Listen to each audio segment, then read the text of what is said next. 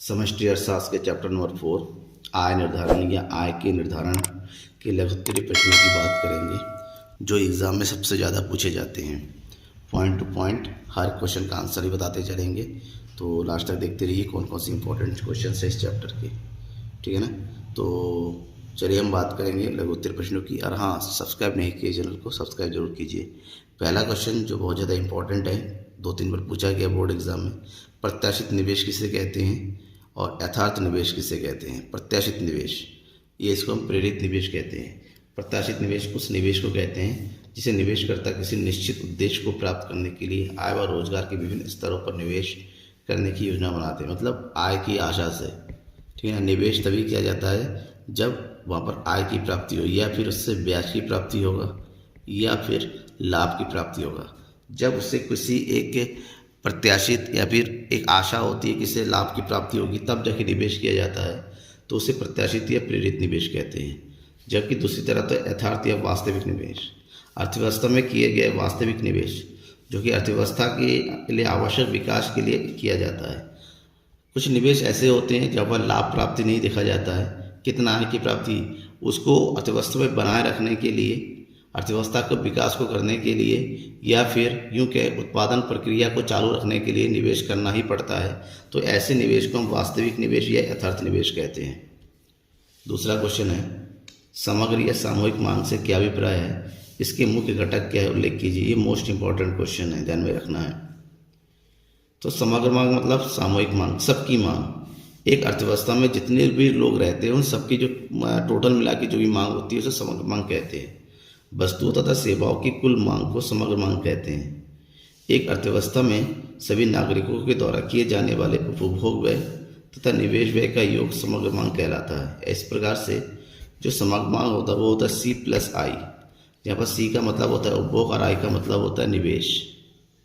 इसका मतलब क्या हुआ कि समग्र मांग उस देश के उपभोग व्यय और निवेश व्यय के योग के बराबर होता है। अगर बात करते हैं समग्र मांग के घटक की, अगर समग्र मांग के घटकों को 2 कैटेगरी में बांटा जाता है, खुली अर्थव्यवस्था में, बंद अर्थव्यवस्था में। बंद अर्थव्यवस्था में केवल 2 ही घटक होते हैं, उपभोग और निवेश। जबकि खुली अर्थव्यवस्था में समग्र मांग के 4 प्रमुख घटक होते हैं, C+G+I+X-M। C का मतलब आपको पता ही है, घरेलू उपभोग व्यय। G का मतलब होता है सार्वजनिक उपभोग व्यय। I का नाम मतलब होता है निवेश, और XM का मतलब होता है शुद्ध निर्यात, जिसका निकाला जाता है निर्यात माइनस आयात। ये है समग्र मांग के प्रमुख घटक। नेक्स्ट इंपॉर्टेंट क्वेश्चन है, कीन्स के रोजगार सिद्धांत की प्रमुख बातें बताना है। कीन्स ने रोजगार सिद्धांत में कौन कौन सी प्रमुख बातें बताई हैं, पॉइंट टू पॉइंट देखें। सबसे पहले आय का साम्य स्तर मतलब संतुलन स्तर, जहाँ पर पूर्ण रोजगार स्थापित होता है वहाँ पर निर्धारित होता है जहाँ पर समग्र मांग और समग्र पूर्ति आपस में बराबर हो जाती है। दूसरा, अर्थव्यवस्था आय के पूर्ण रोजगार से अधिक, पूर्ण रोजगार से नीचे स्तर पर भी समवस्था हो सकती है। हो सकता है पूर्ण रोजगार से पहले ही वो बराबर हो जाए या उसके बाद बराबर हो जाए। आय के सामान्य स्तर पर बचत निवेश के समान होती है। जहाँ पर हमारा AD और AS बराबर होता है, वहीं पर I बराबर S होता है, निवेश और बचत भी बराबर होगा। पूर्ण रोजगार प्राप्त करने के लिए सरकारी हस्तक्षेप अनिवार्य है। किसी भी अर्थव्यवस्था में अगर पूर्ण रोजगार प्राप्त करना है बाजार में, तो सरकार को हस्तक्षेप करना ही होता है। ये कुछ पॉइंट्स है कीन्स ने रोजगार के सामान्य स्तर प्राप्त करने के लिए बताया था। नेक्स्ट क्वेश्चन है, उपभोग प्रवृत्ति से क्या आशय है, सीमांत उपभोग प्रवृत्ति तथा औसत उपभोग प्रवृत्ति को स्पष्ट कीजिए। उपभोग प्रवृत्ति के बारे में पहले जान लेते हैं। उपभोग तथा आय के बीच संबंध को उपभोग प्रवृत्ति कहते हैं, जहाँ पर उपभोग और आय के बीच संबंध को बताता है। उपभोग प्रवृत्ति ये बताती है कि आय में परिवर्तन से उपभोग में कितना परिवर्तन होता है, ये उपभोग प्रवृत्ति होता है। उपभोग प्रवृत्ति को 2 कैटेगरी में पढ़ सकते हैं, सीमांत उपभोग प्रवृत्ति और औसत उपभोग प्रवृत्ति। सीमांत उपभोग प्रवृत्ति शॉर्टकट में बोलते हैं MPC, marginal propensity to consume. आय में होने वाले परिवर्तन से उपभोग में होने वाले परिवर्तन का जो अनुपात होता है उसे सीमांत उपभोग प्रवृत्ति कहते हैं। और इसका फार्मूला होता है MPC = ΔC/ΔY। मान लीजिए आय में 100 रुपये का परिवर्तन हुआ है और उपभोग में जो है 200 रुपये का परिवर्तन हुआ है, तो आपको कहा जाता है सीमांत उपभोग प्रवृत्ति कितना होगा, तो फार्मूला बनेगा 200/100 बराबर 2। ठीक है, फिलहाल मैंने एग्जाम्पल लिया है, ये हमेशा पॉइंट में ही आता है, ध्यान में ये रखना है। औसत उपभोग प्रवृत्ति APC, average propensity to consume. औसत उपभोग प्रवृत्ति कुल आय का वह भाग है जो कुल उपभोग पर व्यय किया जाता है।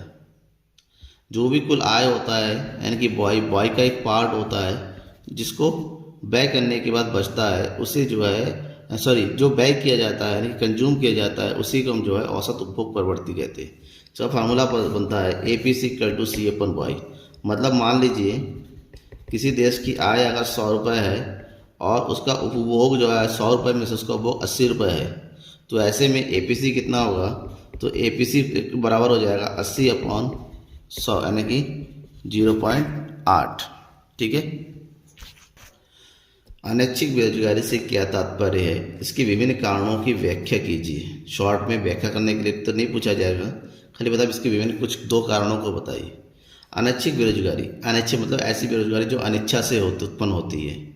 मतलब बेरोजगारी एक ऐसी स्थिति जिसमें उपलब्ध मजदूरी पर व्यक्ति कार्य करने के लिए तैयार होता है और वो कुशल भी होता है, लेकिन उसे कार्य नहीं मिलता है, उसे अनैच्छिक बेरोजगारी कहते हैं। मतलब लोग कार्य करना चाहते हैं, जो भी वेज रेट चल रहा है, बट उनको उस रेट पर कार्य नहीं मिलता। अनैच्छिक बेरोजगारी के प्रमुख कारण है जनसंख्या में अत्यधिक वृद्धि का होना, कुटीर उद्योगों का बंद हो जाना, अशिक्षा और अति पूंजीकरण, जिसमें आधुनिक यंत्रों का प्रयोग किया जाता है, मशीनों का प्रयोग किया जाता है, इससे लोग बेरोजगार होते चले जाते हैं। नेक्स्ट क्वेश्चन है सीमांत उपभोग प्रवृत्ति सीमांत बचत प्रवृत्ति के संबंधों की व्याख्या कीजिए। ये क्वेश्चन कई बार पूछा गया है, तो इसको भी हम मोस्ट इंपॉर्टेंट की कैटेगरी में रखते हैं। कुल उपभोग में परिवर्तन तथा कुल आय में परिवर्तन का अनुपात सीमांत उपभोग प्रवृत्ति होता है, जबकि बचत में परिवर्तन और आय में परिवर्तन के अनुपात को सीमांत बचत प्रवृत्ति कहते हैं। जैसा कि आपको पता है कि बचत और उपभोग का टोटल जो है क्या होता है, आय के बराबर होता है, तो ऐसे में MPC + MPS = ऑलवेज 1 होता है। तो आप डायरेक्ट कहें कि MPC और MPS में क्या संबंध होता है, तो हम ये बता सकते हैं कि MPC और MPS का योग हमेशा 1 के बराबर होता है। ऐसे में अगर MPC निकालना चाहें तो 1 - MPS हो जाता है, वहीं पर अगर MPS निकालना चाहते हैं 1 - MPC हो जाता है। ठीक है ना, इसके बीच में कुछ बेसिक ये रिलेशन है। प्रभावी मांग से आप क्या समझते हैं? अगला क्वेश्चन है प्रभावी मांग या फिर प्रभावपूर्ण मांग, इफेक्टिव डिमांड बोलते हैं इसको। अर्थव्यवस्था में प्रभावी मांग वह बिंदु स्तर है जहां पर कुल मांग यानी कि AD और कुल पूर्ति यानी कि AS आपस में बराबर हो जाती है, यानी कि ऐसी बिंदु जहां पर AD और AS आपस में बराबर होता है। यद्यपि यह बिंदु सदैव पूर्ण रोजगार का द्योतक नहीं होता है, मतलब ये हमेशा पूर्ण रोजगार के स्तर को नहीं बताता है, ये कहीं पर भी उसके ऊपर या नीचे बराबर हो सकता है। मतलब एक ऐसी बिंदु जब मांग और पूर्ति बराबर हो, चाहे पूर्ण रोजगार के ऊपर हो, नीचे हो, पूर्ण रोजगार स्तर पर हो, वो प्रभावी मांग होता है, यानी कि इस बिंदु पर समांग मांग और समांग पूर्ति आपस में बराबर होता है। फॉर एग्जाम्पल देखिए डायग्राम में, ये हो गया आपका AD यानी कि एग्रीगेट सप्लाई समग्र पूर्ति, और ये हो गया समग्र मांग। इस बिंदु पर दोनों आपस में बराबर होता है, तो इस बिंदु पर जब AD और AS बराबर हो रहा है, तो इसी को हम जो है क्या बोलेंगे? प्रभावी मांग का स्तर बोलते हैं। नेक्स्ट क्वेश्चन, स्फीतिक तथा अविस्फीतिक अंतराल में अंतर बताइए। स्फीतिक अंतराल क्या होता है, अविस्फीतिक अंतराल क्या होता है? दोनों के बीच में कॉमन डिफरेंस बताना, तो छोटे छोटे कुछ डिफरेंस बताए मैंने। मुद्रा की मात्रा में वृद्धि होती है स्फीतिक अंतराल की तुलना में स्थिति में, अविस्फीतिक अंतराल में मुद्रा की मात्रा में कमी होने लगती है। स्फीतिक अंतराल में मुद्रा का मूल्य गिरता है, जबकि अविस्फीतिक अंतराल में मुद्रा का मूल्य बढ़ता है। स्फीतिक अंतराल में वस्तुओं की कीमतें बढ़ जाती हैं, अविस्फीतिक अंतराल में वस्तुओं की कीमतें घट जाती हैं। स्फीतिक अंतराल तब उत्पन्न होता है जब वास्तविक मांग आवश्यक मांग से बहुत अधिक होता है, और अविस्फीतिक अंतराल में वास्तविक मांग आवश्यक मांग से कम होती है। इस दशा में AD > AS होता है, यानी इसको हम इस डायग्राम से रिप्रेजेंट कर सकते हैं। ये ब्लू कलर वाला है, ये वास्तविक, ये जो है आवश्यक है जहाँ पर हमें पूर्ण रोजगार के स्तर का मिलेगा, और ये उससे अधिक। अब जब पूर्ण मांग अधिक होता है तो सप्लाई नहीं बढ़ सकता, ऐसे में हमारा सामान्य स्तर यहाँ पर बन जाता है। तो इन दोनों के बीच की जो डिफरेंस है, इसी को हम स्फीतिक अंतर कहते हैं, क्योंकि यहाँ पर जो कीमतें जहाँ पर है उसकी तुलना में ऊपर की ओर बढ़ जाती है, क्योंकि सप्लाई नहीं बढ़ पाती है।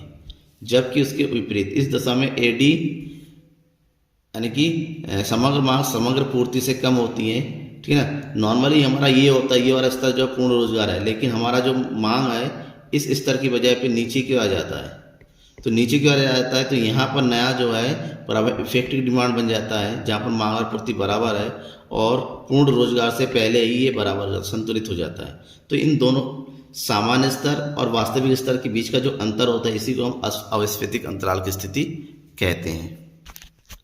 नेक्स्ट क्वेश्चन है, गुणक किसे कहते हैं, इसकी गणना कैसे की जाती है। गुणक, जिसको हम निवेश गुणक भी कहते हैं, इन्वेस्टमेंट मल्टीप्लायर, निवेश में की गई वृद्धि के परिणाम स्वरूप आय में होने वाली वृद्धि के अनुपात को निवेश गुणक कहते हैं।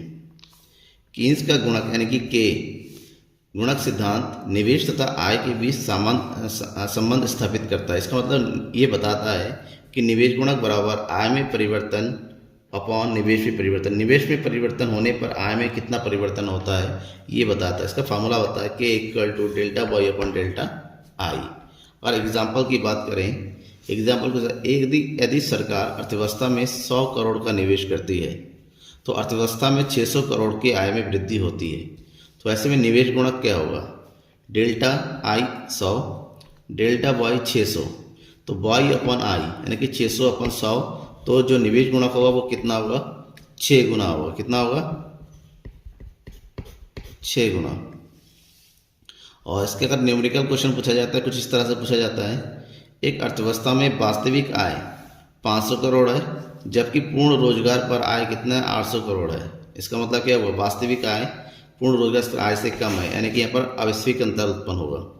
यदि सीमांत उपभोग प्रवृत्ति 0.75 है तो कितना निवेश बढ़ाया जाए कि पूर्ण रोजगार की स्थिति प्राप्त हो जाए। एमपीसी दिया हुआ, तो एमपीसी से सबसे पहले हम क्या निकालेंगे, निवेश गुणक। तो निवेश गुणक का दूसरा फार्मूला होता है K equal to 1/1 minus MPC, मतलब 1/1 में से 0.75 को माइनस कर देंगे तो बचेगा 0.25, और 0.25 से 1 को भाग करेंगे तो आएगा 4। कैसे, पॉइंट हटाया, 2 जीरो बढ़ाया, 25 चौके 100, तो निवेश गुणक 4 है। वहीं पर हमारे पास दे रखा है आय में परिवर्तन, वास्तविक आय और पूर्ण रोजगार का अंतर कितना है, 300 करोड़ है, डेल्टा वाई। हमें निवेश का दूसरा फार्मूला देखेंगे, K equal to delta Y upon delta I. हमसे ये पूछा गया है कि निवेश में कितनी वृद्धि की जाए। आय में वृद्धि पता है, परिवर्तन पता है, के भी पता है, फार्मूला में रख दो। के मतलब 4, 300 बटे निवेश में परिवर्तन। तो ऐसे में निवेश में कितना वृद्धि किया जाना चाहिए, 75 करोड़, 300 बटे 4, 75 करोड़। अगर अर्थव्यवस्था में निवेश में 75 करोड़ की वृद्धि किया जाता है तो सामान्य स्तर यानी कि पूर्ण रोजगार के स्तर को प्राप्त किया जा सकता है।